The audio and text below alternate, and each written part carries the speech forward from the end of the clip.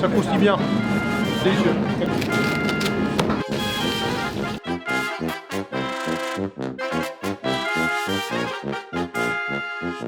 Le cocktail est une religion.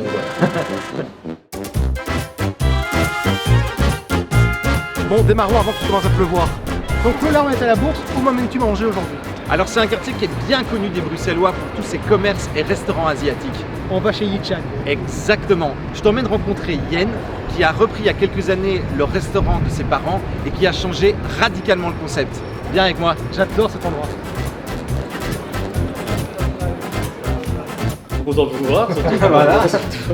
Il y a quoi? Il y a 6 ans, tu as repris le restaurant de tes parents, c'est ça? C'est ça, il y a 6 ans j'ai repris. Mes parents ont ouvert ici le premier resto de la rue. Cet endroit, c'est vraiment, ça me tient à cœur, c'est super émotionnel quand je parle de ça. C'est un peu le bol de riz de la famille.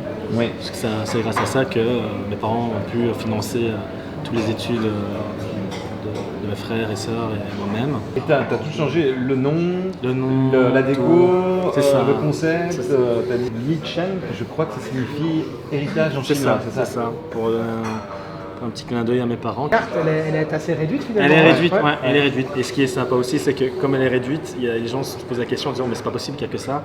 Mais il y a beaucoup de plats ou d'entrées, ou surtout des cocktails, off-card, donc qu'on pourrait demander sur mesure.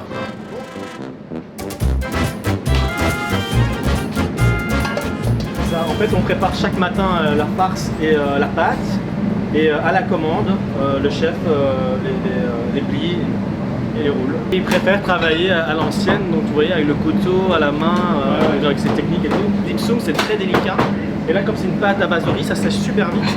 Et donc là, il le fait à une certaine vitesse, et ensuite il met la farce, et puis il la ferme, et puis on passe vapeur. Donc il y a un bouillon de volaille, il y a aussi un bouillon de bœuf. Et on travaille le deuxième bouillon feu pour demain. Vous sentez aussi une petite odeur de rôtisserie. Le porc croustillant, c'est de la poitrine de porc qui justement on l'a mariné 24 heures, on l'a séché. Et puis ensuite cuisson au four. Et comme vous pouvez voir, une peau super croustillante. Bon, j'imagine que vous voulez un petit morceau, hein, les gars. Oui. Ah oui. Ah oui, parfait. Tiens. Merci. Les différents niveaux de couches là, de viande, de gras, et la peau là croustillante.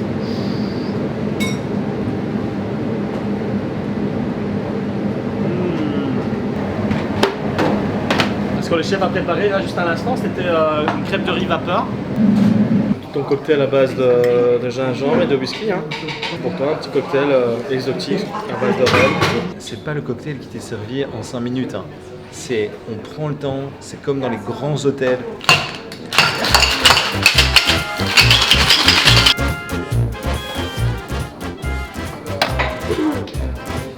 Je viens de préparer le smoking gun.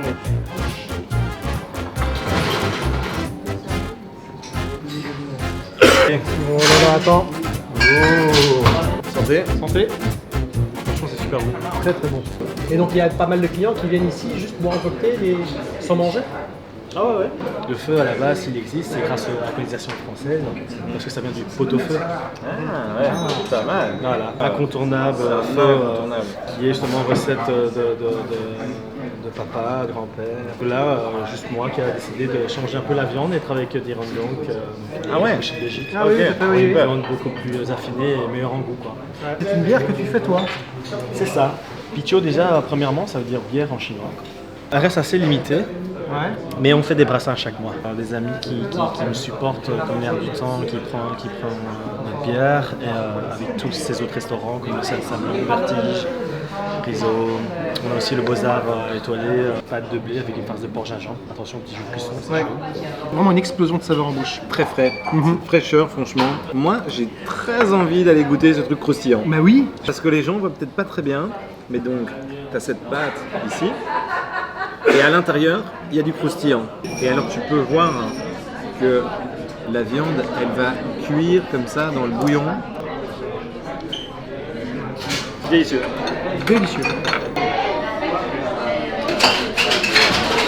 Tout est dans la peau, ce petit croustillant. Alors, est-ce que tu connais le spaghetti bolo chinois? Eh bien ça s'appelle le Dan Mian Mian.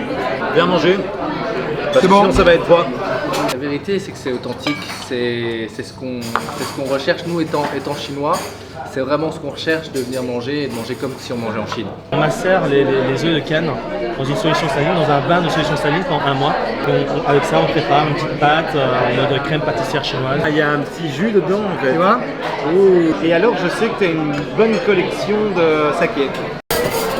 Voilà. Je fournis où en saké? On a un ami qui est sommelier saké. Ah ouais. Il s'appelle Vivien et ils ont une cave à vin qui s'appelle Titulus. Allez les visiter. On est sur le Daijinjo, donc c'est un riz qui a été poli 3 fois.